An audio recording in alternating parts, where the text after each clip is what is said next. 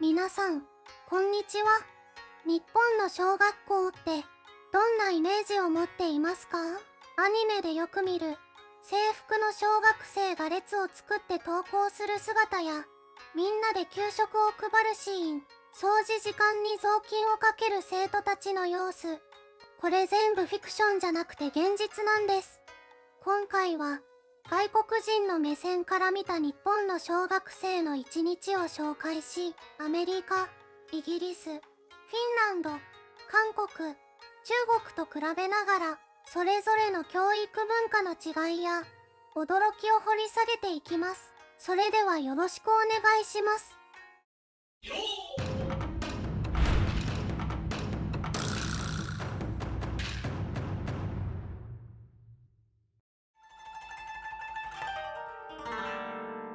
一章、朝の登校の違い。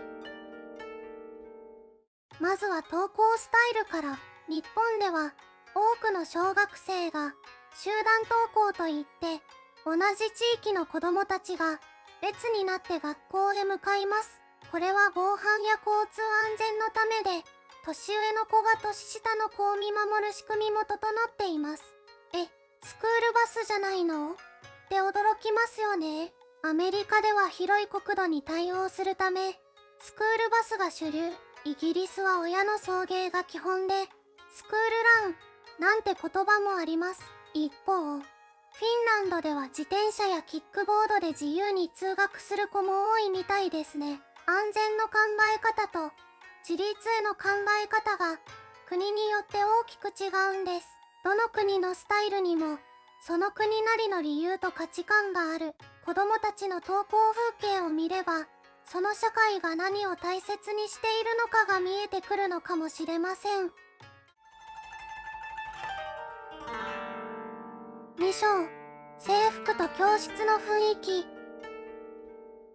次に日本の学校文化といえば、制服や整列が思い浮かびます。日本の公立小学校では制服がないところがほとんどですが、私立や一部の学校では、きっちりと制服が指定されていて、まるでアニメのワンシーンのようです。教室では、朝の会で全員が立って礼、そして静かに一日が始まります。先生の話をよく聞き、指示に従うという文化が強く根付いています。一方、アメリカやフィンランドでは教室はもっとカジュアルで、生徒が自由に発言したり、グループでディスカッションをしたりすることが多いです。静かに座っているのがいい子っていう概念。これは日本独特かもしれません。でもその一方で、日本の教室には秩序や協調性を大切にする空気があります。みんなで静かに始める一日は、小さな社会の一員としての意識を育てているのかもしれません。目立つことより、支え合うことを大事にする教育も、日本の魅力の一つですね。3章、給食とランチ文化。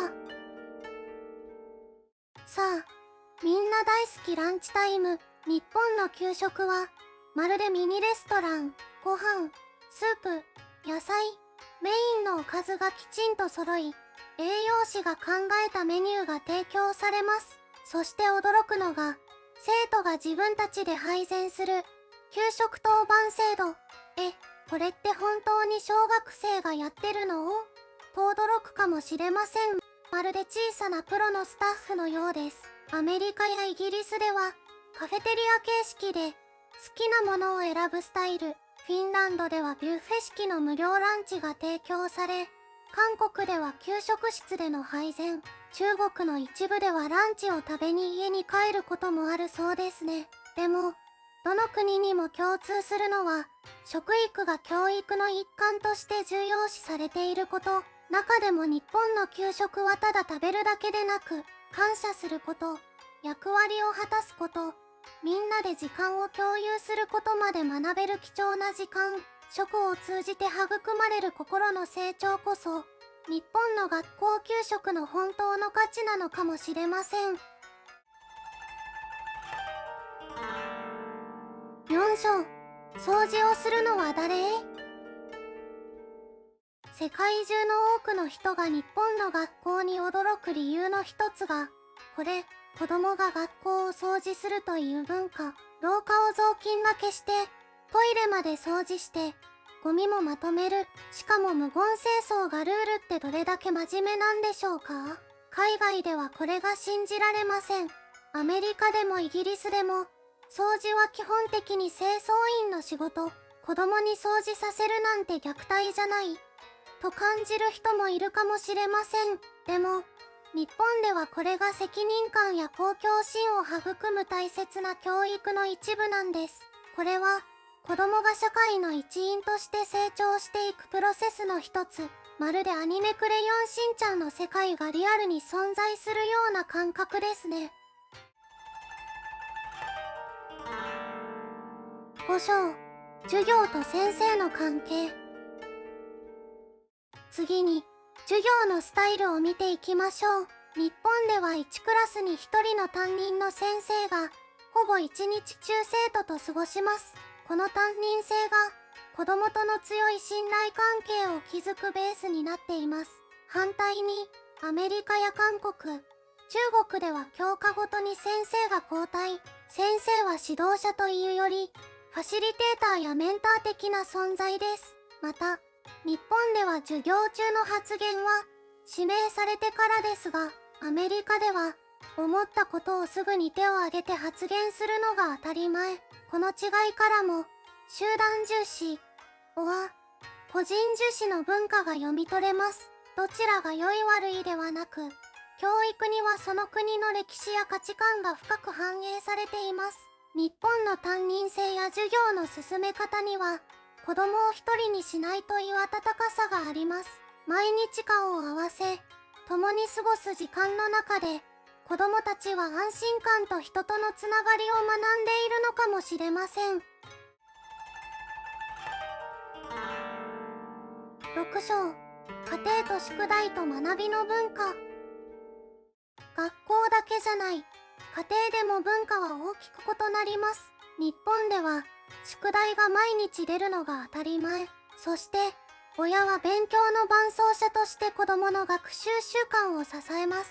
一緒にスケジュールを組んだり、努力を褒めたりするのが日常です。アメリカでは、科目ごとに宿題があり、自己管理が求められます。自分で計画を立て、必要があれば先生に自分から質問しに行くという自立型の学びが根付いています。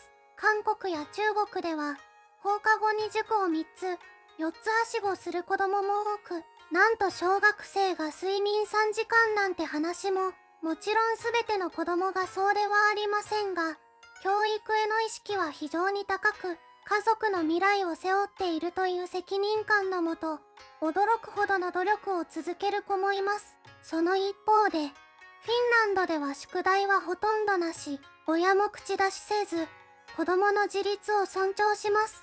それでもフィンランドは国際学力調査では常に上位というから驚きです。学び方にも、文化や価値観の違いが深く現れています。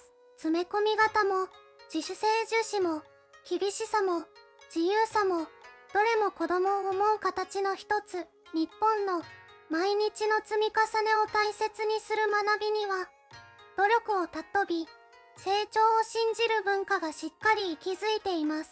大切なのは、どの方法にも良さがあると知り、それぞれの背景にある思いを理解することなのかもしれません。7章、文化の違いが教育を作る。こうして見てみると、日本の学校生活は、本当にアニメみたい。でもそれは、ファンタジーじゃなくて、文化そのものなんです。給食、掃除、集団行動、当番制、どれもが、協調性、規律、公共心を育てるために組み込まれている仕組み。逆にアメリカやフィンランドのように、個人の自由や自立を重視する国もある。韓国や中国では、幼い頃から受験を意識した競争的な学びが日常にあり、それを支える家庭の熱量も非常に高いです。そこでは、子供により良い未来をという親の深い願いが、努力と成果を尊ぶ文化を形作っています。正解は一つじゃありません。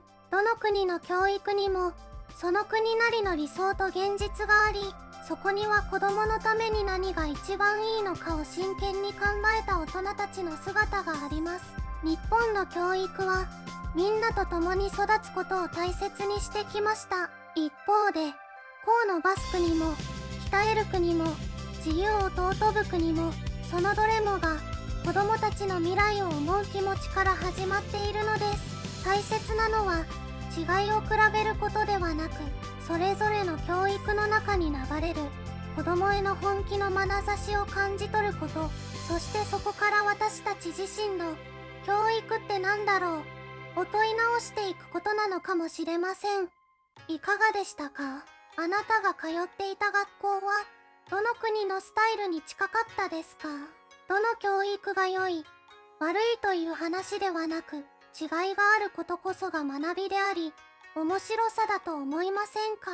日本の小学生の生活が、なぜここまで特徴的なのか、そして、それがどんな価値を生み出しているのか、あなたはどう感じましたか？ぜひ、コメント欄であなたの国の学校の話も教えてください。今回の動画は以上です。ご視聴ありがとうございました。気に入っていただけたら、チャンネル登録といいねもよろしくお願いします。それでは、また次の動画でお会いしましょう。